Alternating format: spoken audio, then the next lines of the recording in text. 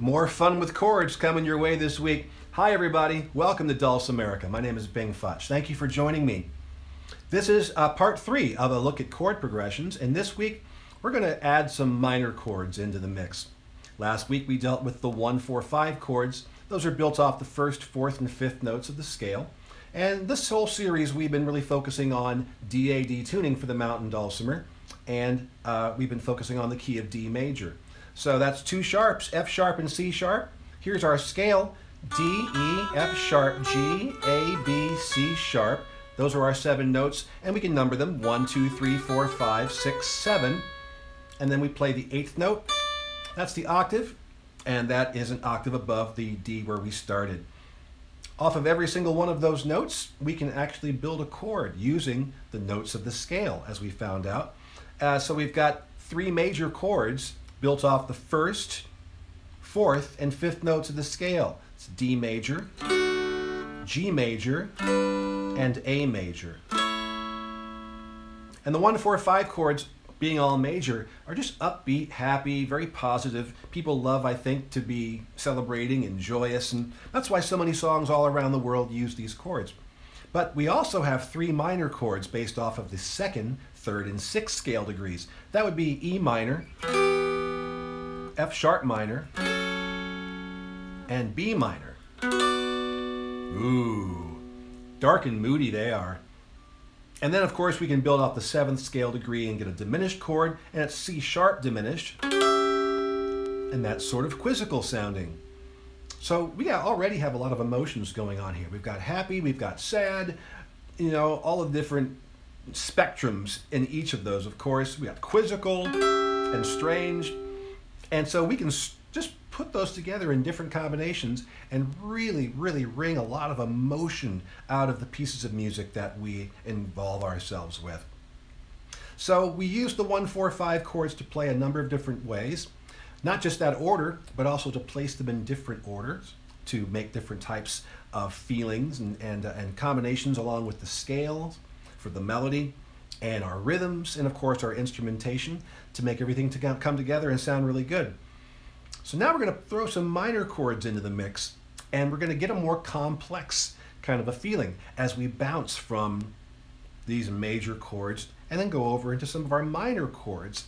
And that's going to be, you know, kind of like the human condition itself. Nothing's cut and dried, nothing quite very, very simple. There's lots of shades of gray in there, and I think we're going to introduce a lot of that with our look this week. So why don't we go ahead and take a look at something before we get any deeper into the movement of the chords, and just look at individual notes. The scale degrees, first of all.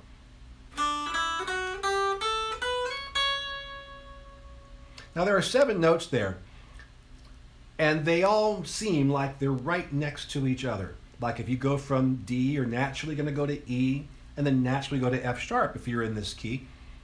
But there are actually 12 notes in the chromatic scale that these 7 notes are pulled from. We don't need all the notes, we just need those 7 to make really beautiful music. The other notes that aren't in the scale aren't as consonant, they aren't as good sounding, but they do serve a purpose. And that's why we have the keys.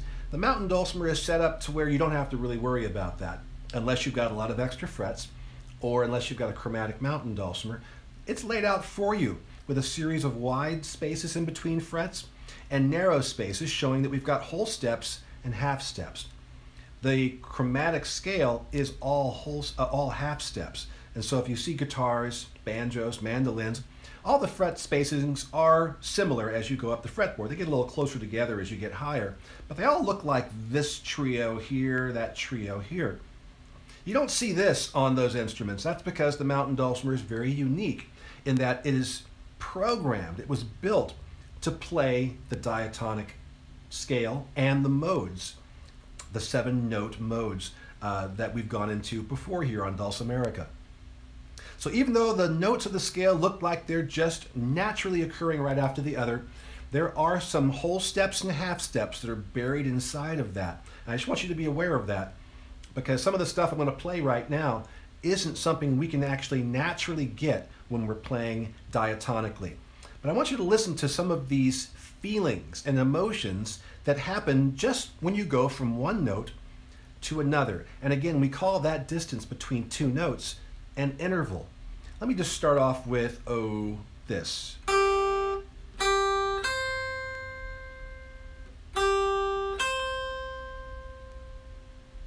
That's pretty happy. Let me go down one before I do that. Okay, so I'm starting with G, I'm going to B. Listen to that quality of the sound. That's happy, isn't it? That's a nice happy sound there. That's a major third. That's the middle of a major chord. The root and the middle of a major chord. Very, very happy sounding. Now I'll do what I did before. I'll go from G to C. That's pretty happy too. Very uplifting. That's a perfect fourth. Here comes the bride. Whenever you can hear those two notes from Here Comes the Bride, you're dealing with a perfect fourth. For a major third, you can go ba ba. Well, we're not there yet, but do a deer, I would use do a deer, a female deer. That's your major third clue. Here comes the bride. That's your perfect fourth clue. And then we've got going from G to D. A, B, C, D, ba, ba, black sheep. That is a perfect fifth. That is also very, very happy and a very, very strong, strong interval. It's also Flying Monkeys from The Wizard of Oz. Yo-ee-yo, yo. So all of those are very positive sounding, very uplifting intervals. And they would make for really, really good uplifting melodies as well. Now, how about one that's not in our scale that's going to definitely generate a certain feeling in you? Let's go from G to C sharp. Whoa. That's kind of crazy, kooky, creepy, weird, strange. What the heck is that? That's the tritone. The tritone lives right in between the perfect fourth and the perfect fifth in the chromatic scale. And yeah, it is an odd sounding bugger. So that brings out something in you. It does something psychologically to you. It doesn't land as easy and as pretty as the perfect fourth or the perfect fifth, which sound very consonant, very much in tune with each other. This sounds kind of dissonant and it's a little sketch, but it has its place because if it can evoke that emotion in just two notes, imagine what it can do in the context of a chord. And that's when we start seeing the magic and the passion that rolls out from music. Let's look at one more interval, and it's going to be a minor interval. It's a minor third.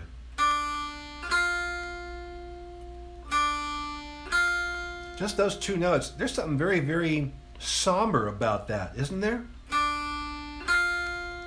Lullaby, lullaby. Or if you're a Nightmare Before Christmas fan, what's this? What's this? That's a minor third interval. That's the root D going to F natural. And I got the 1.5 fret, so I can make that happen. Compare that to the major third interval. Do a deer.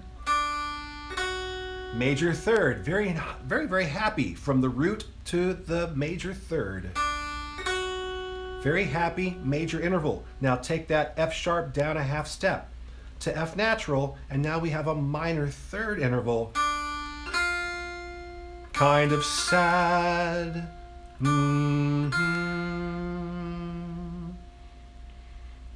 So we've got happy intervals, we've got kind of sad, depressing intervals, we've got strange, quizzical intervals, all that magic inside of the chromatic scale and also inside of our diatonic scale as well. So imagine you can take just two notes and feel something. And so luckily we can have that kind of magic when we use the 7 notes of the scale to make our melody. The next step is to add harmony. And all we have to do is have two notes playing at once. And we can do that all over the fretboard.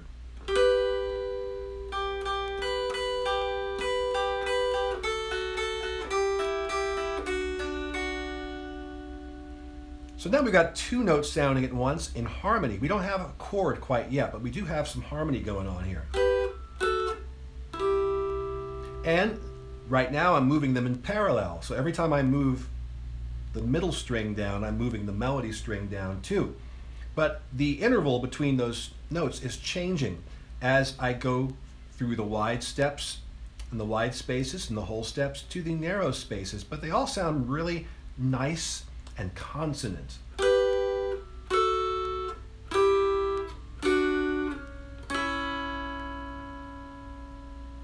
Now we can also get those notes moving in opposite directions for even more variety. So we can go.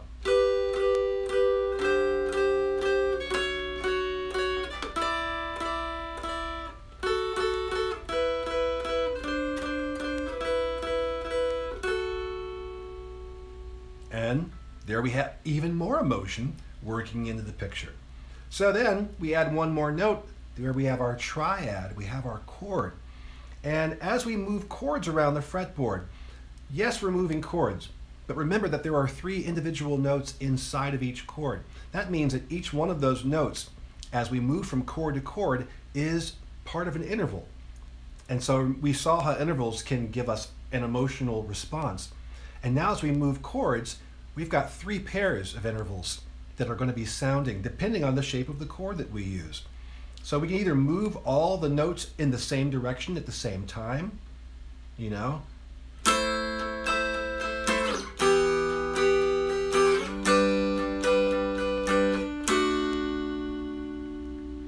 or we can get them to sort of take fewer movements to the left and to the right on the fretboard and play the same four chords, but move the pitches a little bit differently.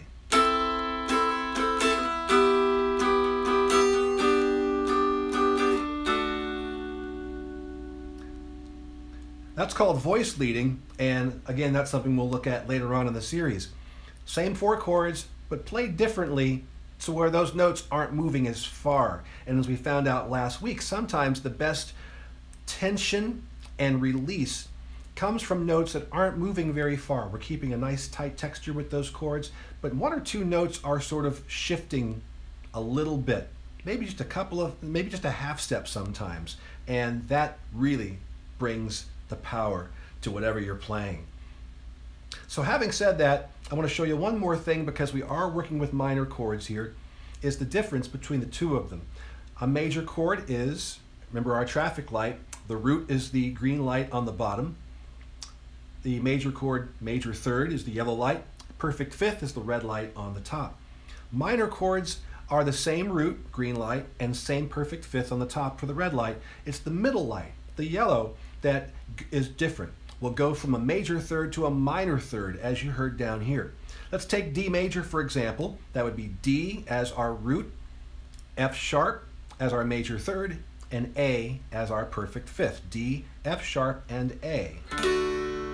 There's our D major chord. F sharp is what we're going to change now. That's the yellow light. We're going to take it down a half step. We're going to flatten it. That means we're going to go from F sharp to F natural. Now we have D, which is going to be our green light. That's our root.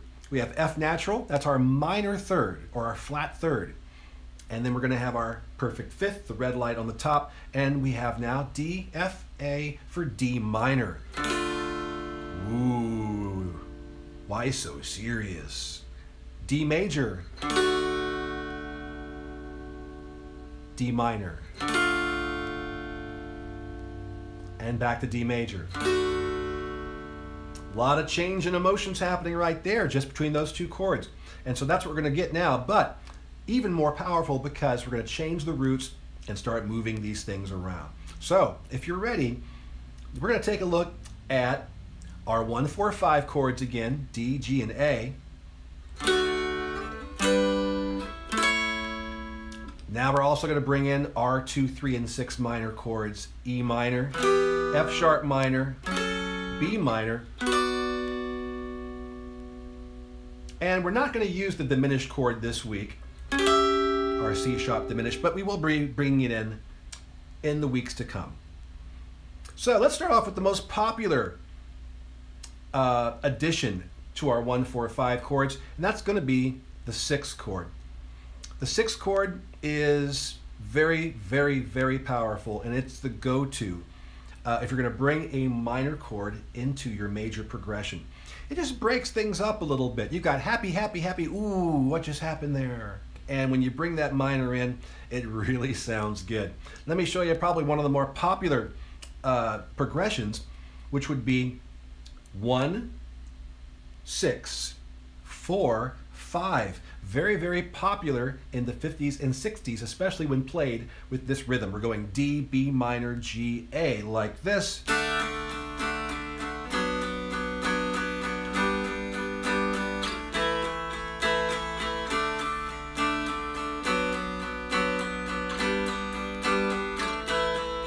In the still of the night,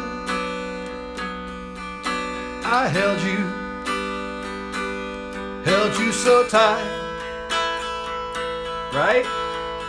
Shoo-wop, doo-be-doo, shoo-wop-be-doo-be-doo. So forth and so on. The classic doo-wop sound, and that's the chords. So you've got this nice D major, yay, we're so happy, and then, ooh, that's kind of heart-rending, wow. Oh, there's another major chord though, that G lifts it and makes it better. That A makes it really much better too, and there's the one, oh, this isn't so bad, yeah. Oh, ooh, there's a little drama in there in our 1, 4, 5. The 6 is a great go-to chord for making that happen, so I really, really love playing progressions that have that. Now, as we found out before, we don't have to stay in these same orders. We can shift the order of our chords and have some more fun with them. And for this next one, I think we'll do a 1, 5, 6, 4. That's the basic movement. And we'll go 1, 5, 6, 4, and then 1, 5, 4. We'll walk down from 5 down to 1 again. And you might recognize this in a couple of different tunes.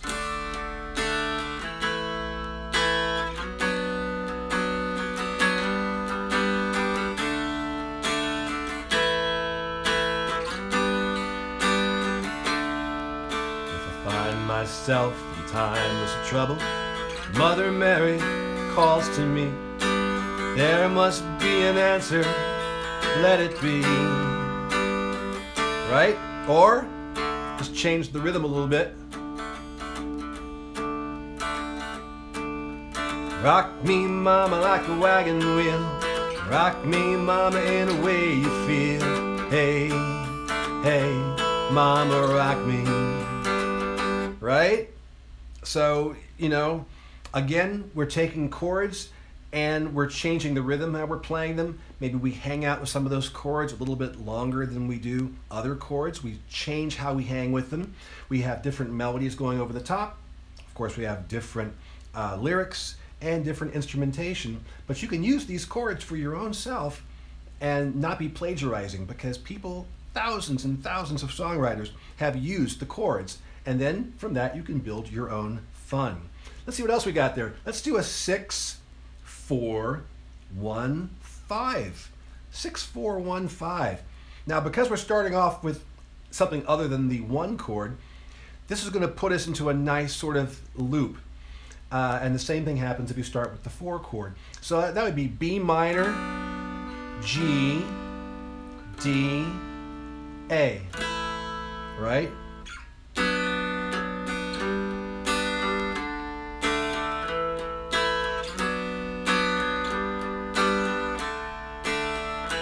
What if God was one of us? Just a slob like one of us, just a stranger on a bus trying to find his way home. Or how about this one? It's gonna take a lot to drag me away from you. Nothing that 100 men or more could ever do. I've been rained down in Africa. Yeah, I could do this all night. Let me think about another one here. No, we'll stop there for a second. Again, these are very, very popular chord progressions. Let's change the order around just a little bit more. Now, some chord progressions are literally just those chords, and other chord progressions are just simply part of a song. We know that Africa by Toto has a lot more going on than just those 4 chords. But sometimes a songwriter will lean upon a tried and true progression in order to pull somebody in, because we've heard these moves before, and that's why sometimes we can immediately sing a song even after hearing it for the first time, because maybe the underlying progression is one that's very familiar to our ears and it's been used someplace else. But then the songwriter will artfully trick us and throw some other things in there to make things different. So let me see, let's change the order here again, and let's look at 1, 5, 6, 4. 1, 5, 6, 4. It's going to be D, A, B minor, G. Sounds a little bit similar to the last one that we did here, but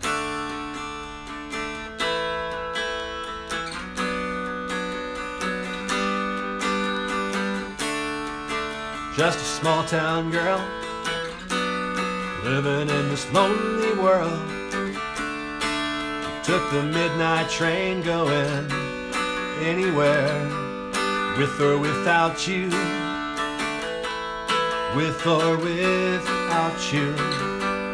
I can't live with or without you. Country roads, take me home to the place I belong. West Virginia, Mountain Mama, take me home, country roads. And if you're like Orlando, anytime around the Christmas season, there's always this.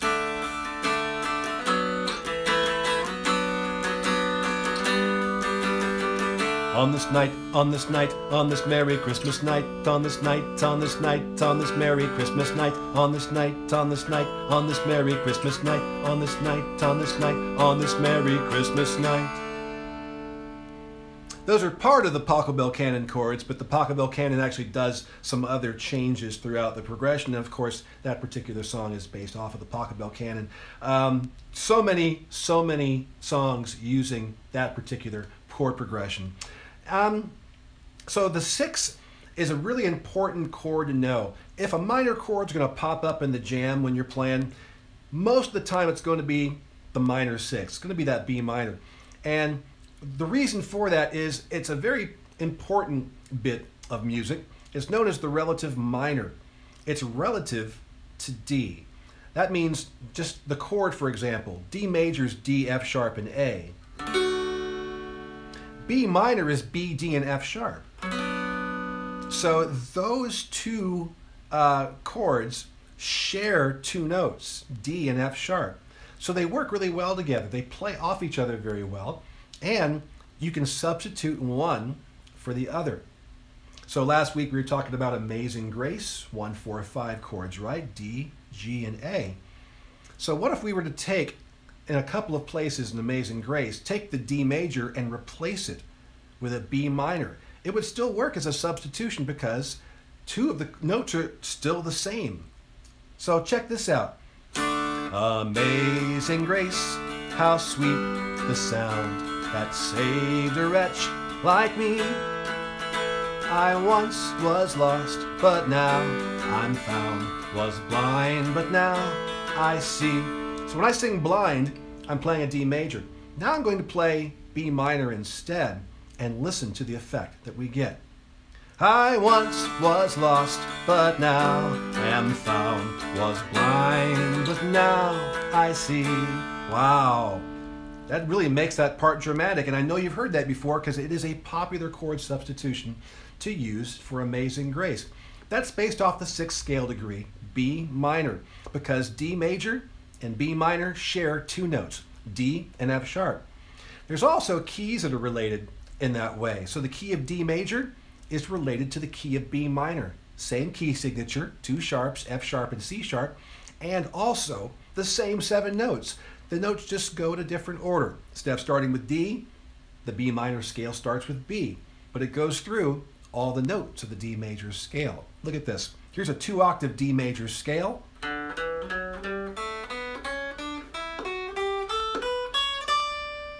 So you saw where my fingers were traveling. I went from bass string to middle string and finally over to the melody string.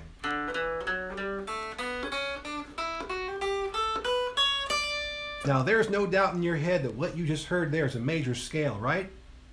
No doubt. You heard nothing but happiness and sunshine and rainbows and unicorns all up in that scale. Let me do it one more time for you. Watch my fingers carefully. I got short sleeves. There's nothing up them. Here we go.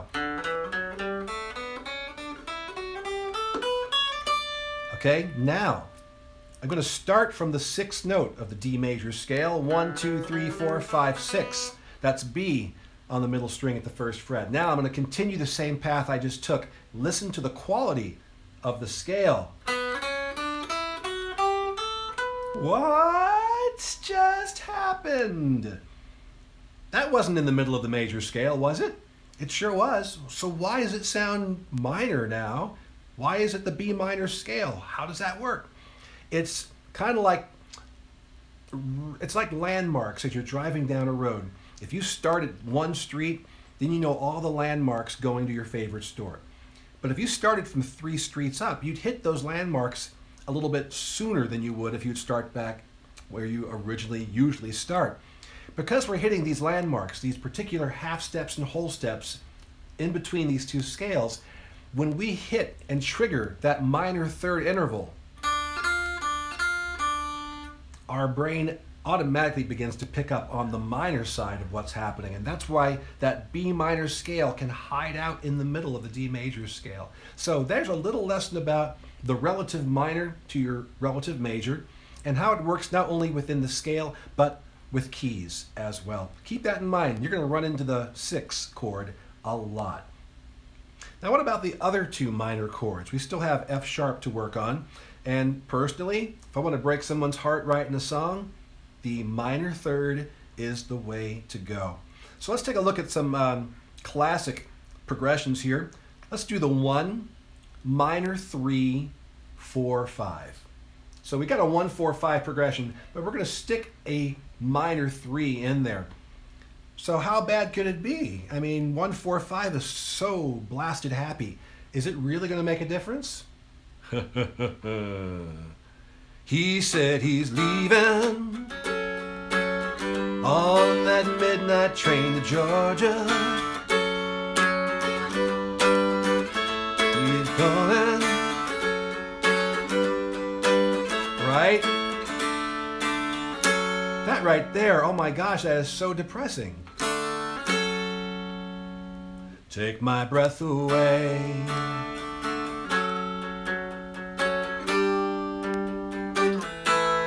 Take my breath away.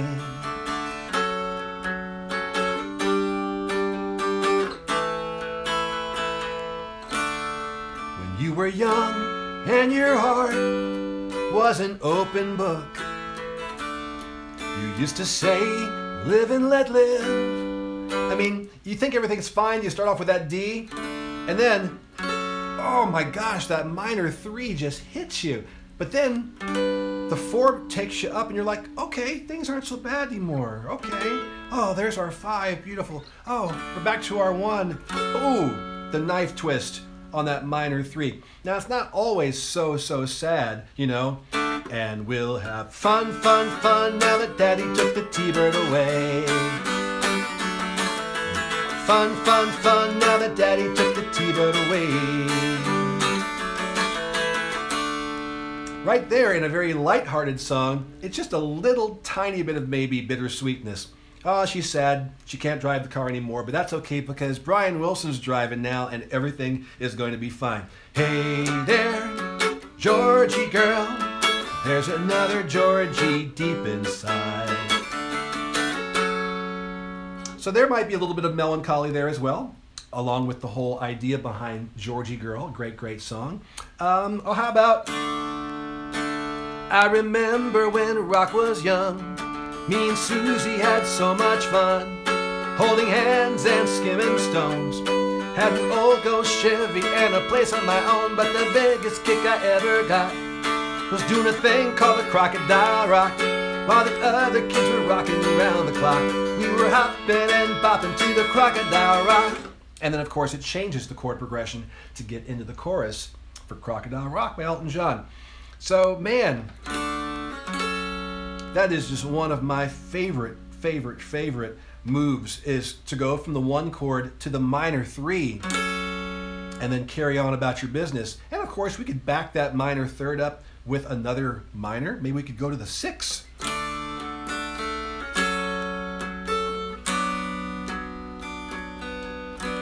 And that sounds an awful like.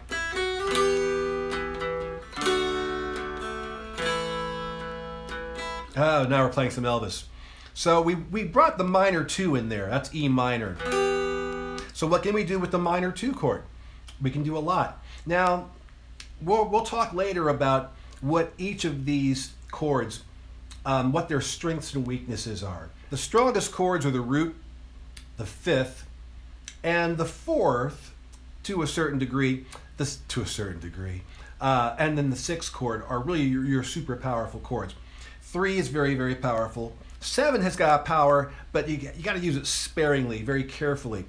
2 is probably one of the lesser, weaker chords, but you can still do a lot of fun stuff with it. And I think what we'll do here is a 1, 6, 2, 5 chord. 1, 6, 2, 5. This will be D, B minor, E minor, and then A major. So heart and soul, I want to be with you, heart and soul. Da da da da da dum dum, da da da da dum bum, da dum da dum da dum bum bum. Let me think of another one here. Have yourself a merry little Christmas. Make the Yuletide gay. Gosh, now I'm singing Christmas songs in the middle of the summer. Might be time to start working on that stuff, actually. So there's the 2 chord, our E minor, put into play. And you can see that there's all kinds of really interesting combos that we're getting. A lot of emotions are coming through, a lot of personalities, a lot of psychology that are all strung together here. And again, these are portions of some of the songs that I messed around with tonight. But I also want you to think about how we can build a path. Once we have that chord progression, we may want to stay in a box and play 3 or 4 chords and never change them. Keep it simple, keep it easy to anticipate so people can sing along and get into the groove. Or we might really want to take listeners on quite the journey with lots of twists and turns and surprises. And what are going to be those surprises? I do believe we're going to find out next week what some of these surprises might be. Until then, my friends, take some of these chord progressions that we've learned over the past couple of weeks and just play them and see how many songs you can think of that are in your favorite list. And when I come back next week, we'll have even more fun with some U-turns and detours. Thanks, everybody. And also thanks to my patrons for making Dulcimerica popular and possible. You guys are awesome, and this is for you. We'll see you soon.